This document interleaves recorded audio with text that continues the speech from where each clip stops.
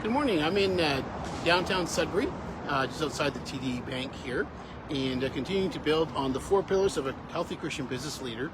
And the 4 pillars are healthy relationships, biblical financial values, biblical spirituality, and balanced living. This week, I'm focusing on pillar number 2, which is biblical financial values. And the whole week we've been talking about saving for a rainy day. And on Monday we talked about why save for a rainy day, and really just kind of looked at the fact that sometimes people have this idea that we don't really need to do that kind of stuff. We just need to trust God more. And we're talking a little bit more about that today, actually. And then Tuesday, we talked about good years and bad years. And that's the story of Joseph standing before Pharaoh and saying there's going to be 7 great years, and then there's going to be 7 really bad years, and you need to save for the bad years and put food aside so that Egypt would not be negatively impacted by the famine that was coming. And then yesterday we talked about the wise and the fool on saving for a rainy day, and that comes from Proverbs. And again, just a reminder that Solomon has a way with words sometimes. Well, today we're talking about, doesn't saving for a rainy day contradict Jesus' teachings in Matthew chapter 6? So what is Jesus saying in Matthew chapter 6? In Matthew 6, starting at verse 19, we read these words: "Do not store up for yourself treasures on earth, where moth and vermin destroy, and where thieves break in and steal. But store up for yourself treasures in heaven, where moth and vermin do not destroy, and where thieves do not break in and steal. For where your treasure is, there your heart will be also."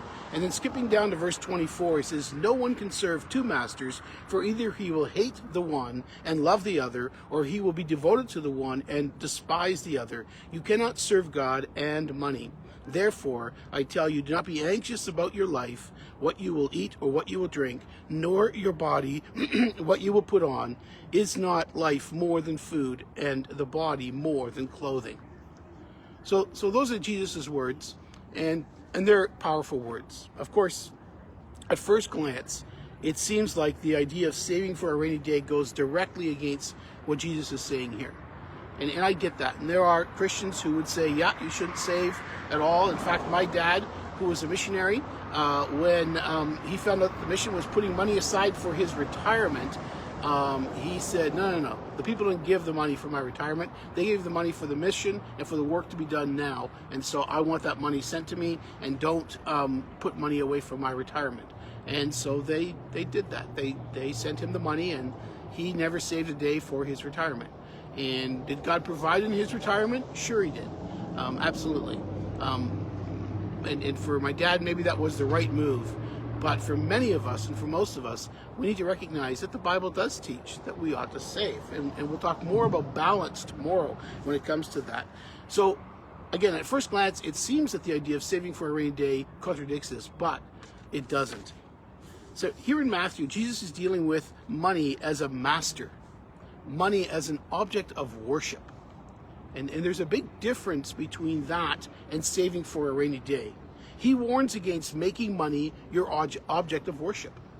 And so if you're putting money in the bank, you're investing and you're doing all that with the intent that, your focus is on getting as much money as you can, so that in essence you are putting your trust in your money. You're putting your trust in your investments. And that's where you're saying, okay, you know what, I'm doing all this and I'm going to take care of myself. What Jesus is getting at is he knows that if we make money our primary focus and our primary security, that's where our heart is going to go. And so then when we see a need, we don't want to give to that need, because I got to put this money away. When we ought to maybe be helping somebody else out, we're saying, no, I got to make sure I'm good. And because bad days are coming, and when they do come, I need to make sure that I have. And instead of running after God, we're running after money. And we've talked about this before on this same pillar. The fact is that you will never have enough money. You will never have enough saved. You will never have enough if that's your heart attitude. If your heart attitude is going after money and making money your God, making money the driving force behind you, you'll never have enough. Now, if you save for a rainy day with the attitude that, I won't need God, I don't need God, I can take care of myself. In my time of trouble, I don't need to pray to God. I don't need to ask him for help. I don't need to seek his guidance. I can do this. And I can put enough money aside to keep myself and my family secure no matter what comes my way. If you're doing it with that attitude, then this warning is for you. Because that is what Jesus is talking about. That's what he's saying don't do. But to save for the rainy day is kind of like when Jesus was saying, before you build a tower, count the cost. Count the cost. Determine if you have enough. He goes so far as to say, no one starts building a tower before they've sat down and figured out all of it and determined, okay. And if you've done any kind of construction at all, you know that there's always overruns. It always takes longer. It always costs more than what you originally planned. And so you need to plan for that rainy day. You need to plan for that extra amount. So Jesus is saying, make sure you have what you need. Make sure you have prepared well in advance. So again, the concept of preparing for what is coming is taught throughout the scriptures, and we saw that throughout this week. It's taught throughout the scriptures, and it doesn't contradict what Jesus is saying here. The focus here is very different than the issue of saving for a rainy day. So today, as you go about your day, ask yourself if you're saving for a rainy day, or still trusting, saving for a rainy day, or are you trusting in the money that you've put away, rather than trusting in the Lord? And that's really the challenge. Where's my trust? Because let's face it, you can save for that rainy day. And all the money that you've saved and put away can be gone like that. That rainy day that you thought was going to be a day lasted to be a week, to be a month, to be a year, to be a few years. And all of a sudden, the nest egg that you had put away for the rainy day, which you ought to,